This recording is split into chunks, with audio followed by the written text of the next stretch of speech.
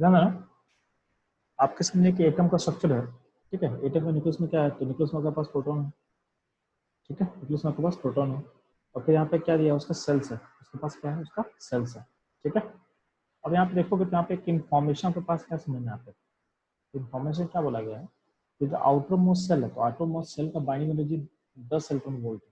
इसका मतलब यहाँ से इलेक्ट्रॉन निकालने के लिए आपको 10 इलेक्ट्रॉन वोल्ट का एनर्जी चाहिए होगा, यानी उसको 10 इलेक्ट्रॉन वोल्ट का एनर्जी दोगे तो इलेक्ट्रॉन वहां से बाहर निकलेगा, तो इलेक्ट्रॉन वहां से बाहर निकलेगा, ठीक है। अगर बात करते हैं सेकंड का, तो आपके सामने था, मैं स्क्रीन को मिनिमाइज कर रहा हूँ तो आपको बेटर वे में समझ में आएगा, ध्यान देना। अगर हम बात करते हैं सेकंड का, तो सेकंड का जो बाइंडिंग एनर्जी है वो बोला गया है कितना दिया हुआ है, तो आपको वो समझाया हुआ है, वो दिया हुआ आपके पास 20 इलेक्ट्रॉन वोल्ट पे, कितना दिया हुआ, चलो 20 इलेक्ट्रॉन वोल्ट का एनर्जी आपके पास सेकंड का है, ठीक है।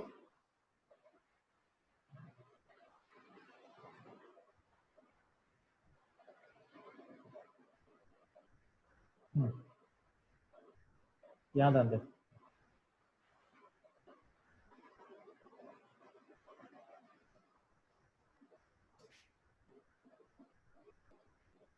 तो आपको समझाया गया है, चलो,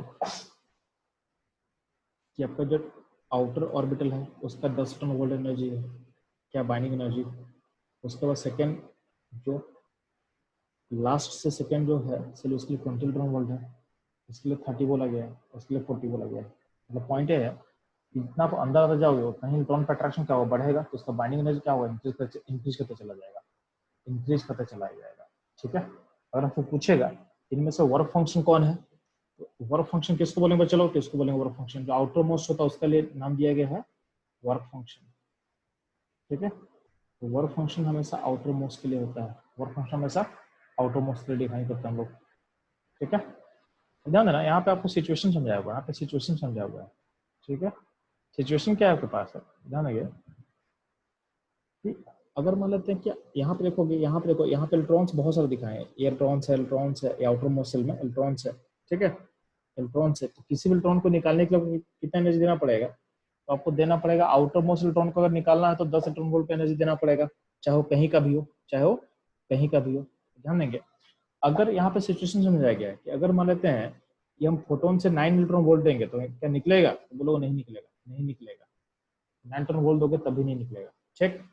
अगर हम यहाँ बोले कि हम फोटोन से 2 इलेक्ट्रॉन वोल्ट देंगे तो नहीं निकलेगा, क्यों नहीं निकलेगा, उसकी जरूरत कितने का, 10 इलेक्ट्रॉन वोल्ट का है, तुम 2 दे रहे हो, तुम 2 ही दे रहे हो ना, 2 से वो निकलेगा नहीं। अगला क्या समझाने की कोशिश किया गया कि यहाँ पे हम 3 फोटोन अटैक करवा रहे हैं, इस इलेक्ट्रॉन को निकालने के लिए हम 3 फोटोन का अटैक करवा रहे हैं, और सबका एनर्जी क्या है, 5-5 इलेक्ट्रॉन वोल्ट है, 5-5-5, तो टोटल एनर्जी कितना हो जाएगा, 15 हो जाएगा, ऐसा आपको लग रहा है, लेकिन हम क्या सीखे हैं आपको, कि कभी भी एनर्जी को आपको एड अप नहीं करना है, ये जो 5-5-5 इलेक्ट्रॉन वोल्ट का जो एनर्जी है वो एक बार में एड अप होगा ही नहीं, मतलब इसमें चाहिए 10 इलेक्ट्रॉन वोल्ट। आप क्या, आपको लग क्या रहा है कि यार ये 3 फोटोन है, 3 फोटोन एड अप होकर 15 इलेक्ट्रॉन वोल्ट हो जाएगा, एक सोचना आपका गलत है, ये गलत सोच है, ठीक है। ये तीनों एड अप नहीं होगा, लेकिन हम क्या सीखा है कि जब भी अलग अलग कॉलिजन होगा उस एनर्जी को आप एड अप करके नहीं बोल सकते हो, यानी इस तीनों फोटोन से इलेक्ट्रॉन को एनर्जी 5-5 ही मिलेगा, और अलग अलग टाइम पे मिलेगा, अलग अलग टाइम पे मिलेगा, ठीक है। तो अगर टाइमिंग अलग अलग होगा, क्योंकि कभी भी 2 या 2 से ज्यादा कॉलिजन कभी भी एक साथ ऑकर नहीं करता है, तो टाइमिंग दोनों का अलग अलग होगा। जब टाइमिंग सबका अलग अलग होगा तो एनर्जी को आप एड अप नहीं कर सकते, एनर्जी को आप एड अप नहीं कर सकते हो, उसको 15 नहीं बोल सकते, उसको 15 नहीं बोल सकते हो, ठीक है। ये तो इस केस में भी आपका फोटोन बाहर नहीं, आपका इलेक्ट्रॉन बाहर नहीं निकलेगा। अगर मान लेते हैं कि इलेक्ट्रॉन, अगर फोटोन का एनर्जी 10 इलेक्ट्रॉन वोल्ट है, उस केस में आपका इलेक्ट्रॉन जस्ट बाहर निकलेगा, ठीक है। और हमें जूम कर रहे हैं कि अगर आपका देखो, आपका जो 10 इलेक्ट्रॉन वोल्ट है वो आपके बाइंडिंग एनर्जी के लिए है, मतलब उसको बाहर निकालने के लिए रिस्पॉन्सिबल है, तो 10 इलेक्ट्रॉन वोल्ट उसे चाहिए था, आप 10 इलेक्ट्रॉन वोल्ट दे दिए, तो इलेक्ट्रॉन जस्ट बाहर निकलेगा, तो जो इलेक्ट्रॉन बाहर निकलेगा उसका काइनेटिक एनर्जी क्या होगा, तो काइनेटिक एनर्जी 0 होगा, क्योंकि जिसने चाहिए था उतना ही दिया ना, उसे एक्स्ट्रा तो दिए नहीं, तो काइनेटिक एनर्जी में कितना जाएगा, तो 0 जाएगा। 10 इलेक्ट्रॉन वोल्ट उसे चाहिए था, आप 10 सप्लाई कर दिए, बचा कुछ नहीं, इलेक्ट्रॉन बस बाहर निकल जाएगा, इलेक्ट्रॉन बस क्या होगा, बाहर निकल जाएगा। अगर मान लेते हैं कि तुम 15 इलेक्ट्रॉन वोल्ट का फोटोन से अटैक करवा दिया, अगर 15 इलेक्ट्रॉन वोल्ट के फोटोन से अटैक करवा दिए, तो उस केस में क्या होगा कि अगर मान लेते हैं कि इसको चाहिए था 10, निकलने के लिए 10 चाहिए था, तो बचा 5 एनर्जी है। अब जो 5 एनर्जी होगा, तो 5 एनर्जी किसी और फॉर्म ऑफ एनर्जी में कन्वर्ट हो सकता है। एनर्जी का फॉर्म क्या क्या होता है, काइनेटिक होता है, पोटेंशियल एनर्जी होता है, ठीक है, और क्या होता है, लाइट होगा, साउंड होगा, तो बहुत सारा फॉर्म पॉसिबल है। तो हम बोल रहे हैं कि अगर मान लेते हैं कि बाकी सारा फॉर्म में अगर एनर्जी नहीं जा रहा है, मतलब हम सिर्फ एज्यूम कर रहे हैं कि काइनेटिक एनर्जी में बस कन्वर्ट कर रहा है एनर्जी, 10 जाएगा उसके उसके वर्क फंक्शन को बैलेंस करने के लिए, बचा हुआ 5, इस इलेक्ट्रॉन का काइनेटिक एनर्जी मैक्सिमम कितना पॉसिबल है, तो 5 हो सकता है। इसका मैक्सिमम पॉसिबल कितना एनर्जी होगा, 5 होगा। जो 15 इलेक्ट्रॉन वोल्ट इसका एनर्जी आप दिए थे फोटोन के थ्रू, फोटोन ने इसको 15 इलेक्ट्रॉन वोल्ट का एनर्जी दिया, 10 कहाँ चला गया, तो 10 चला गया उसके वर्क फंक्शन को बैलेंस करने में, खत्म करने में, और बचा हुआ 5 कहाँ आएगा, उसको मोशन में, यानी कि उसके मूवमेंट में आपको दिखेगा। इसका जो काइनेटिक मैक्सिमम जो वैल्यू काइनेटिक एनर्जी का पॉसिबल है, तो 5 इलेक्ट्रॉन वोल्ट होगा। ये मैक्सिमम इसलिए बोल रहे हैं क्योंकि जनरली क्या होता है कि बाकी एनर्जी के फॉर्म में भी आपका एनर्जी कन्वर्ट होता है, मतलब कुछ लाइट में चला जाएगा, कुछ साउंड में चला जाएगा। तो जनरली क्या होता है कि आपका 5 इलेक्ट्रॉन वोल्ट का जो मैक्सिमम एनर्जी है वो जनरली आपको दिखता नहीं है, कभी कभी ही जो आपको दिखेगा, ठीक है, तो रेयर इवेंट है कि आपको दिखेगा। नहीं तो क्या होता है, नॉर्मली क्या होता है कि एनर्जी बाकी सारा फॉर्म में भी कन्वर्ट तो होगा, तो आपके पास काइनेटिक एनर्जी में आने के लिए बहुत कम एनर्जी बचेगा, ठीक। तो अगर मान लेते हैं कि बाकी फॉर्म का एनर्जी अगर कन्वर्ट नहीं हो रहा किसी भी इलेक्ट्रॉन में, उस केस में वो इलेक्ट्रॉन मैक्सिमम काइनेटिक एनर्जी का वैल्यू कितना अचीव करेगा, तो 5 इलेक्ट्रॉन वोल्ट का अचीव करेगा, ठीक।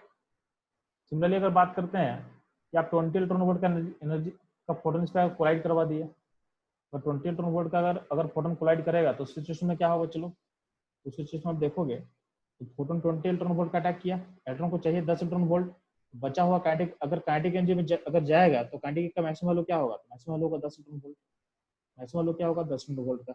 ये हो गया आपका आउटर मोस्ट सेल के बारे में।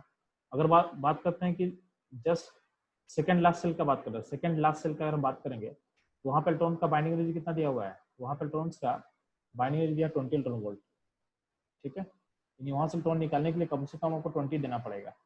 यहाँ देखो, यहाँ पे हम पहला केस लिया, पहला केस में क्या बोल रहे हैं, इलेक्ट्रॉन है, इलेक्ट्रॉन के पास 1 2 3 4 5 6 फोटोन अटैक करवा रहे हैं of energy 5 electron volt, 6 photon का अटैक हो रहा है ऑफ एनर्जी 5 इलेक्ट्रॉन वोल्ट। तो आपको लगेगा कि यार इसमें टोटल एनर्जी कितना ट्रांसफर हो रहा है, 30 इलेक्ट्रॉन वोल्ट का एनर्जी ट्रांसफर हो रहा है, जबकि इलेक्ट्रॉन को निकालने के लिए कितना चाहिए था, हमको 20 ही चाहिए था, तो 20 इलेक्ट्रॉन वोल्ट चाहिए था, हम 30 का एनर्जी हम दे रहे हैं, 30 का एनर्जी अगर दे देंगे तो इलेक्ट्रॉन तो निकल जाना चाहिए, बट ऐसा नहीं होता है।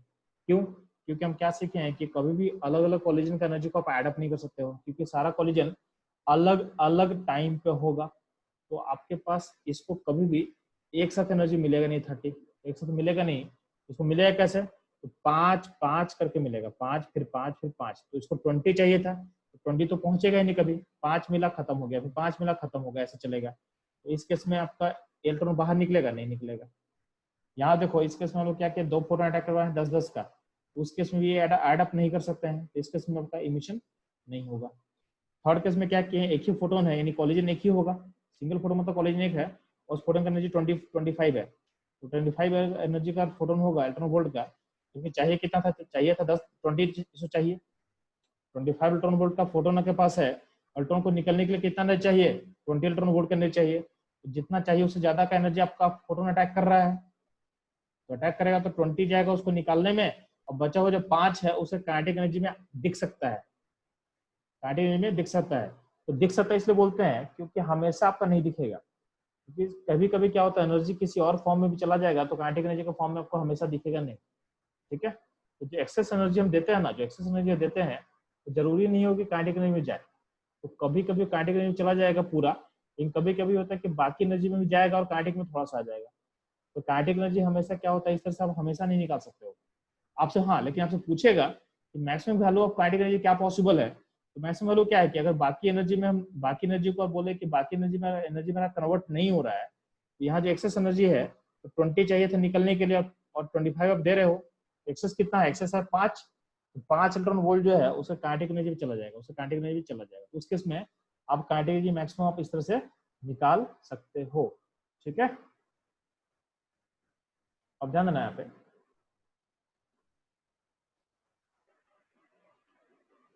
तो अगर हम बात करते हैं कि फोटो इलेक्ट्रिक इफेक्ट होने के लिए एसेंशियल कंडीशन क्या पॉसिबल है भाई, एसेंशियल कंडीशन क्या हो सकता है, तो ध्यान देना, आपका जो एनर्जी ऑफ फोटोन है उसका वैल्यू हाई से बड़ा होना चाहिए, बाइंडिंग एनर्जी से बड़ा होना चाहिए, ठीक है।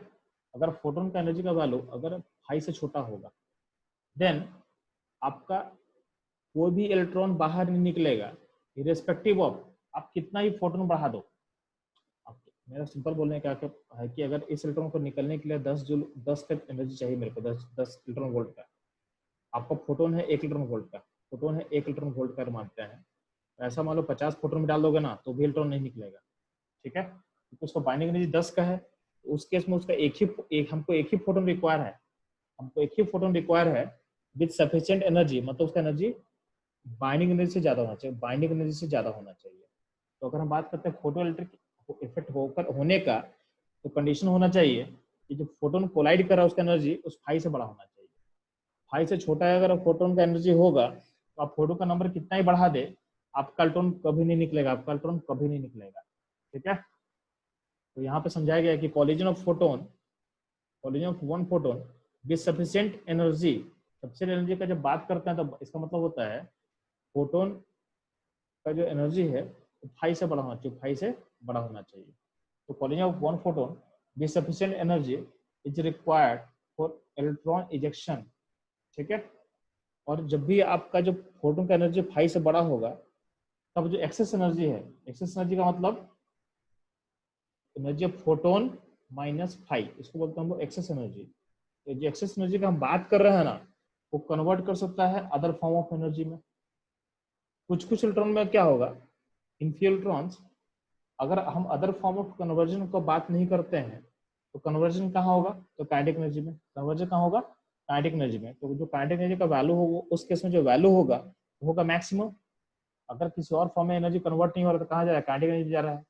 तो अगर हम मान लेते हैं कि बाकी जगह एनर्जी का लॉस नहीं हो रहा है तो सारा एनर्जी कहाँ जाएगा, काइनेटिक एनर्जी में।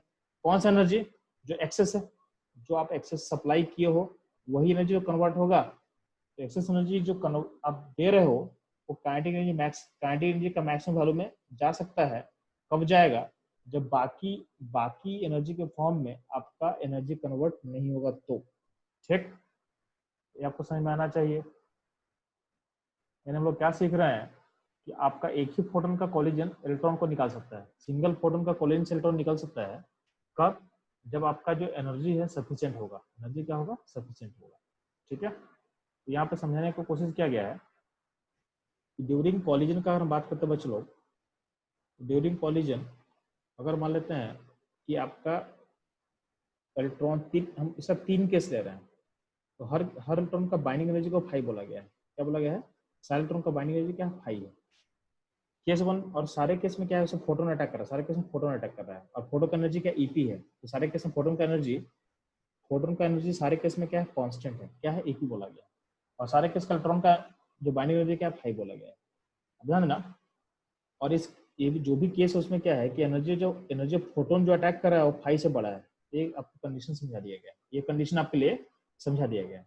अब बात करते हैं केस 1 का। तो केस 1 में जूम कर रहे हैं कि अगर फोटोन अटैक करेगा तो एक्सेस एनर्जी अगर कहीं और चला जाएगा, तो उस केस में आपका काइनेटिक एनर्जी होगा 0। उस केस में आपका काइनेटिक एनर्जी क्या होगा, इलेक्ट्रॉन का 0। यानी जो इलेक्ट्रॉन निकलने वाला है उसका काइनेटिक एनर्जी 0 होगा। अगर जो एक्सेस एनर्जी है, एक्सेस एनर्जी मतलब ईपी माइनस 5, इसका ये होता है एक्सेस एनर्जी। अगर एक्सेस एनर्जी किसी और फॉर्म में चला जाएगा, लाइट में चला गया, साउंड में चला गया, तो आपका काइनेटिक एनर्जी क्या होगा, 0 हो जाएगा, इसका जो इलेक्ट्रॉन बाहर निकलने वाला है। अगर सेकंड केस का मानते हैं कि आपका फोटोन अटैक कर एनर्जी ईपी है, आपको चाहिए 5, एक्सेस कितना, इतना हो गया। इसमें से कुछ एनर्जी, एक्सेस एनर्जी का कुछ पार्ट अगर चला जाएगा, मान लो लाइट में चला गया, साउंड में चला गया, तो बचा हुआ कुछ एनर्जी होगा। जो बचा हुआ कुछ एनर्जी को हम ए बोल दे रहे हैं, ए एनर्जी आपको काइनेटिक एनर्जी के फॉर्म में दिखेगा, ए एनर्जी आपको काइनेटिक एनर्जी के फॉर्म में दिखेगा, ठीक है। और अब वो थर्ड केस में हम ज्यूम कर रहे हैं कि आपका जो एक्सेस एनर्जी है वो कहीं और नहीं जा रहा है, तो सारा का सारा किस फॉर्म में आ जाएगा, काइनेटिक एनर्जी के फॉर्म में आ जाएगा।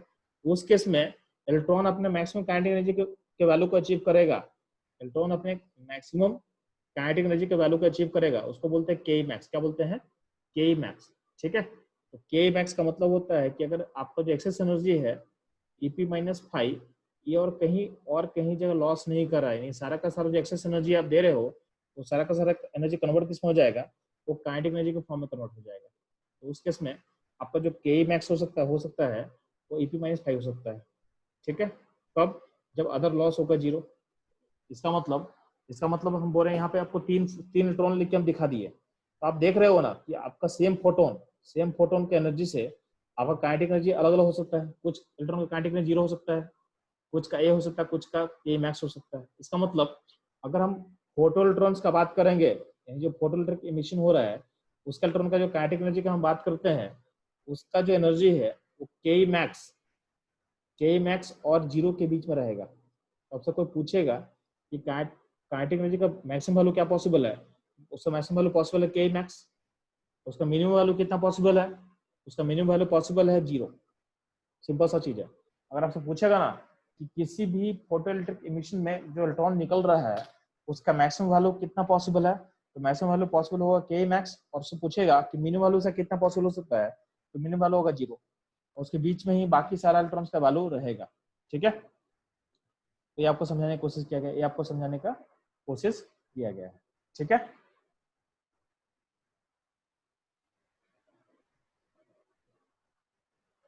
अब यहाँ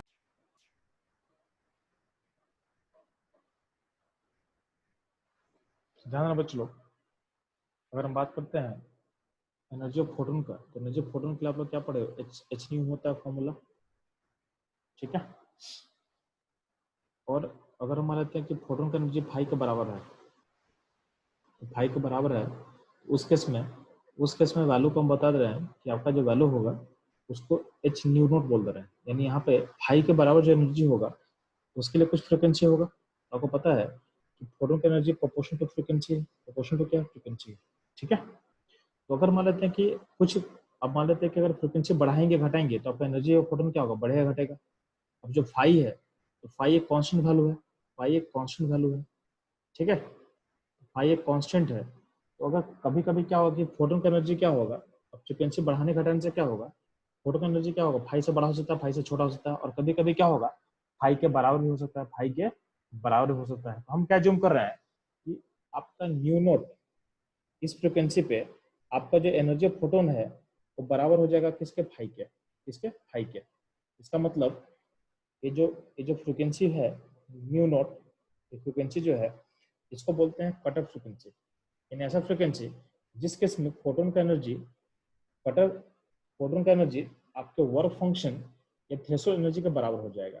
मैं फिर से रिपीट कर रहा हूँ कि न्यू नोट जो एनर्जी फ्रिक्वेंसी है इसको बोला गया है कट ऑफ फ्रिक्वेंसी, इसको बोलते हैं थ्रेशोल्ड फ्रिक्वेंसी। यानी इसका मतलब क्या है, इस पॉइंट पे अगर फोटोन का एनर्जी निकालोगे आप, तो उसका एनर्जी का वैल्यू फाई के बराबर हो जाएगा। फाई मतलब वर्क फंक्शन का बराबर हो जाएगा।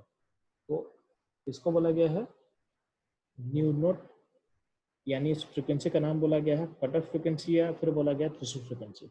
ठीक है, अब ध्यान देना, आपको पता है कि अगर फोटो इलेक्ट्रिक इफेक्ट ऑकर करना है, यानी फोटो इलेक्ट्रिक इफेक्ट अगर होना चाहिए, तो उसके इसमें क्या होगा, जो फोटोन का एनर्जी है, उसका वैल्यू क्या होगा, फाई से बड़ा होना चाहिए, फाई से बड़ा होना चाहिए। ठीक, और आपको पता है कि जो एनर्जी ऑफ फोटोन होता है वो प्रोपोर्शनल टू द फ्रिक्वेंसी, जितना फ्रिक्वेंसी बढ़ाएंगे उतना ही एनर्जी क्या होगा, इंक्रीज करेगा, उतना ही क्या होगा, एनर्जी इंक्रीज करेगा आपका।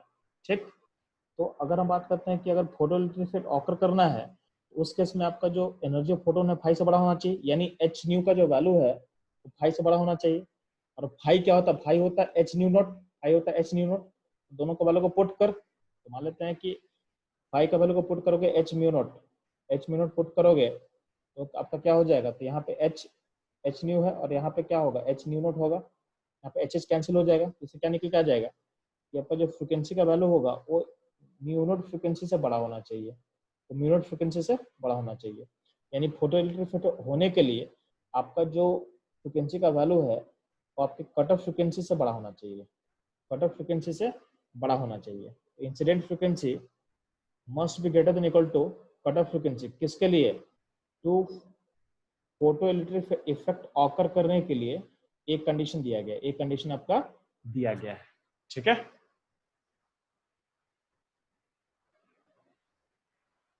तो ध्यान देंगे इसमें। चलो अब इसमें आपके सामने केसेस लेते हैं ताकि इजी समझ में आ जाए। ठीक, पहला केस ले रहे हैं आपके पास, पहला केस क्या है, चलो ध्यान देना, हम बात करते हैं फर्स्ट केस, बात करें फर्स्ट केस का, यानी केस 1 का। केस 1 में क्या बोल रहे हैं कि आपका जो इंसिडेंट जो फोटोन आपका अटैक कर रहा है ना, जो फोटोन आप कोलाइड करने वाला है, उसका एनर्जी आपका फाई से छोटा है। तो यहाँ पे मान लेते हैं कि आपके पास इलेक्ट्रॉन है बहुत सारा, और उसमें क्या फोटोन का अटैक हो रहा है, बट फोटोन का एनर्जी है 5 से छोटा है, यानी जो फ्रिक्वेंसी का जो वैल्यू है फोटोन का आपके न्यू नॉट फ्रिक्वेंसी यानी कट ऑफ फ्रिक्वेंसी से छोटा है। उस केस में चूंकि आपका फोटोन का एनर्जी 5 से छोटा है तो क्या निकल पाएगा इलेक्ट्रॉन? तो इलेक्ट्रॉन निकल नहीं पाएगा। इस केस में आपका फोटो इलेक्ट्रिक इफेक्ट ऑकर नहीं करेगा। क्यों नहीं ऑकर करेगा? क्योंकि इलेक्ट्रॉन बाहर नहीं निकल सकता। बाहर क्यों नहीं निकल सकता इलेक्ट्रॉन? क्योंकि आपका जो इंसिडेंट फोटोन है उसका एनर्जी 5 से छोटा हो गया, यानी 5 वैल्यू से छोटा हो गया। इन इस केस में आपका जो आईपी है यानी फोटो करंट है सिस्टम में 0 दिखेगा। अगर बोलेगा कि हम नंबर बढ़ाएंगे फोटोन का, हम एनर्जी नहीं बढ़ा रहे हैं, हम एनर्जी नहीं बढ़ा रहे हैं, नंबर बढ़ा रहे हैं। मान लेते हैं कि फोटोन 50 फोटोन कर दिए, फोटोन बहुत सारा अटैक कर रहा है, आपके पास एक ही इलेक्ट्रॉन है, तो इलेक्ट्रॉन बाहर निकलेगा क्या? नहीं निकलेगा, क्योंकि आप नंबर कितना ही बढ़ाओगे, क्योंकि सबका एनर्जी क्या है 5 से छोटा है, 5 से छोटा है, ये सारा का सारा एनर्जी कभी एड अप हो ही नहीं सकता है। एड अप होकर 5 के बराबर उसको आप बोल नहीं सकते हो। कभी भी आपका अलग अलग इलेक्ट्रॉन का एनर्जी का सॉरी फोटोन का एनर्जी को आप एड अप नहीं कर सकते हो, ये तुम सीखे हैं। कॉलिजन में एनर्जी को हम एड अप नहीं करना। तो अगर मान लेते हैं कि एनर्जी 5 से छोटा है, तो इन सबका एनर्जी एड अप होकर 5 के बराबर जा ही नहीं सकता है। तो आपका फोटोन कितना ही बढ़ा लो, आपका इलेक्ट्रॉन बाहर निकलेगा ही नहीं। इसका मतलब हम इंटेंसिटी कितना भी इंक्रीज कर ले, हम इंटेंसिटी कितना भी इंक्रीज कर ले, आपका इलेक्ट्रॉन बाहर नहीं निकलेगा, यानी आपका जो फोटो करंट का वैल्यू है आपको 0 दिखेगा, आपको 0 दिखेगा। ठीक है, ये रहा आपका पहला केस। अगर आपका फोटोन की एनर्जी 5 से छोटा होगा तो आप कितना ही फोटोन बढ़ा लो आपका करंट निकलेगा ही नहीं, आपका करंट सिस्टम में दिखेगा ही नहीं, क्योंकि इलेक्ट्रॉन इजेक्ट होना पॉसिबल ही नहीं है। अगर हम बात करते हैं केस 2 का, केस 2 में लोग क्या जूम कर रहा है, चलो केस 2 में जूम कर रहा है। ये अगर फोटोन का जो एनर्जी है वो 5 से बड़ा होगा, 5 से बड़ा हो जाएगा, तो उस केस में क्या है, मान लेते हैं कि न्यू न्यू 1 है, ठीक है, यानी फ्रिक्वेंसी 1 है, फ्रिक्वेंसी नोट से ये ज़्यादा बड़ा है, यानी क्या हो गया, आपका एनर्जी फोटोन क्या है, लार्ज है। उस केस में देखो आपका जो हर फोटोन अटैक करेगा तो हर फोटोन का एनर्जी चूंकि 5 से बड़ा है, तो हर फोटोन कैपेबल है इलेक्ट्रॉन निकालने का, हर फोटोन इलेक्ट्रॉन को निकालने के लिए कैपेबल है। ठीक है, तो इच क्या बोल रहे हैं कि each collision is capable to eject the electron, यानी हर कॉलिजन इलेक्ट्रॉन को निकालने में क्या होगा, कैपेबल होगा। इसका मतलब क्या है, आपका फोटो इलेक्ट्रिक इफेक्ट क्या होगा, ऑफर करेगा, आपका फोटो इलेक्ट्रिक इफेक्ट क्या होगा, ऑफर करेगा। अब मान लेते हैं कि आप नंबर बढ़ाओ, मान लो पहले एक फोटोन अटैक किया, अब 2 फोटोन अटैक कर रहा है, तो मान लेते हैं कि हर फोटोन जो अटैक कर रहा है तो हर फोटोन एक इलेक्ट्रॉन को निकालने में कैपेबल है। जितना ज्यादा फोटोन आप बढ़ाओगे उतना ही इलेक्ट्रॉन बाहर निकलना चालू हो जाएगा। तो यही समझाया हुआ है कि इस केस में अगर आप नंबर ऑफ फोटोन बढ़ाते हो, यानी इंटेंसिटी बढ़ाते हो तो आपका नंबर ऑफ इलेक्ट्रॉन जो निकल रहा होगा भी इंक्रीज करेगा। क्योंकि अगर मान लेते तुम एक फोटोन पहले देगा तो एक फोटोन एक इलेक्ट्रॉन को बाहर निकालेगा, तुम अगर सेकंड फोटोन डालेगा तो सेकंड इलेक्ट्रॉन बाहर निकलेगा, थर्ड फोटोन से तीसरा इलेक्ट्रॉन बाहर निकलेगा। तो जितना ज्यादा तुम फोटोन अटैक करोगे ना उतना ही इलेक्ट्रॉन क्या होगा, बाहर निकलना स्टार्ट हो जाएगा।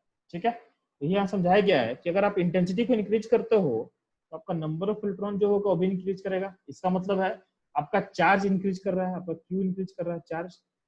अगर चार्ज इंक्रीज करेगा तो आपका करंट भी क्या होगा, इंक्रीज करेगा, तो फोटो करंट का वैल्यू क्या होगा, इंक्रीज करेगा। लेकिन ध्यान देना, अगर मान लेते हैं कि इलेक्ट्रॉन का नंबर यहाँ पे 1 2 3 4 5 दिया हुआ था, ठीक है, तो मान लेते हैं कि सिस्टम में 5 इलेक्ट्रॉन है, तो अगर मान ले कि तुम 1 2 3 4 5 फोटोन डालेगा तो 5 इलेक्ट्रॉन निकल जाएगा। लेकिन तुम जब छठा फोटोन डालेगा, यानी 6 फोटोन जब तुम डालने वाला है तो उसमें इलेक्ट्रॉन है ही नहीं। तुम 7 फोटोन डालो कोई इलेक्ट्रॉन नहीं है, तुम 8 फोटोन डालो कोई भी इलेक्ट्रॉन नहीं है। तो एक बार जब सारा का सारा इलेक्ट्रॉन बाहर निकल जाएगा तो सिस्टम में तो इलेक्ट्रॉन बचा ही नहीं। तो सिस्टम जब इलेक्ट्रॉन बचेगा नहीं तो क्या होगा, तुम जितना ही फोटोन बढ़ाएगा उससे इलेक्ट्रॉन का इमिशन पॉसिबल नहीं है, क्योंकि इलेक्ट्रॉन तो सारा निकल चुका है। तो अगर सारा का सारा इलेक्ट्रॉन बाहर निकल जाएगा उसके बाद तुम इंटेंसिटी इंक्रीज करो, इंटेंसिटी मतलब नंबर ऑफ फोटोन को इंक्रीज करो, उस केस में आपका जो फोटो करंट का वैल्यू है वो कोई चेंज नहीं होगा। तो उसका इम्पैक्ट फोटो करंट पे क्या होगा, कुछ नहीं होगा, क्योंकि आपका सिस्टम से सारा इलेक्ट्रॉन बाहर निकल चुका है। इसका मतलब आपका जो फोटो करंट है वो एक सैचुरेशन वैल्यू का अचीव कर चुका है, सैचुरेशन वैल्यू का अचीव कर चुका है। इस करंट को बोलते हैं सैचुरेशन करंट। यानी वंस आपका जितना भी निकलने वाला इलेक्ट्रॉन्स है, वो सारा बाहर अगर निकल जाए तो उस केस में उसके बाद अगर आप फोटोन का नंबर बढ़ाओगे तो इलेक्ट्रॉन तो सिस्टम में है ही नहीं जो निकलने के लिए कैपेबल है। तो इलेक्ट्रॉन सारा अगर बाहर निकल चुका है तो उस केस में क्या बोलते हैं कि हम लोग एक सैचुरेशन वैल्यू को अचीव कर चुके हैं, सैचुरेशन वैल्यू को अचीव कर चुके हैं। ठीक, ये आपको समझाने की कोशिश किया गया। तो आपके सामने वहां पे एक सैचुरेशन करंट के का मैंने केवल में एक नाम दिया था। सैचुरेशन करंट कब अचीव होता है समझ में आ गया, जब भी आपका सारा इलेक्ट्रॉन जो निकलने के लिए कैपेबल है वो अगर सारा निकल जाए, उस केस के बाद आपका फोटोन का नंबर तुम कितना ही बढ़ा ले, आपका करंट के वैल्यू में कोई भी इंक्रीज नहीं होगा। उस पॉइंट पे जो करंट का वैल्यू होगा उसको हम बोलते हैं सैचुरेशन करंट। क्या बोलते हैं? Saturation current. ठीक है, अब ध्यान दे, केस थर्ड में क्या बात कर रहे हैं कि अगर मान लें हम फ्रीक्वेंसी 2 कर दें, फ्रीक्वेंसी 2 कर दें और फ्रीक्वेंसी 2 का वैल्यू फ्रीक्वेंसी 1 से बड़ा हो जाए। ठीक है, तो फ्रीक्वेंसी 2 का वैल्यू फ्रीक्वेंसी 1 से बड़ा हो जाए और साथ में हम क्या कर रहे हैं, साथ में इंटेंसिटी को बढ़ा रहे हैं, इंटेंसिटी को बढ़ा रहे हैं, इंटेंसिटी को भी बढ़ा दे रहे हैं। तो हम लोग क्या सीखे थे ऊपर में कि अगर फ्रीक्वेंसी अगर आपके कट ऑफ फ्रीक्वेंसी से ज्यादा हो और इंटेंसिटी बढ़ाते जाएंगे तो आपका करंट का वैल्यू बढ़ेगा, लेकिन एक पॉइंट के बाद करंट का वैल्यू एक सैचुरेशन करंट को अचीव कर लेता है।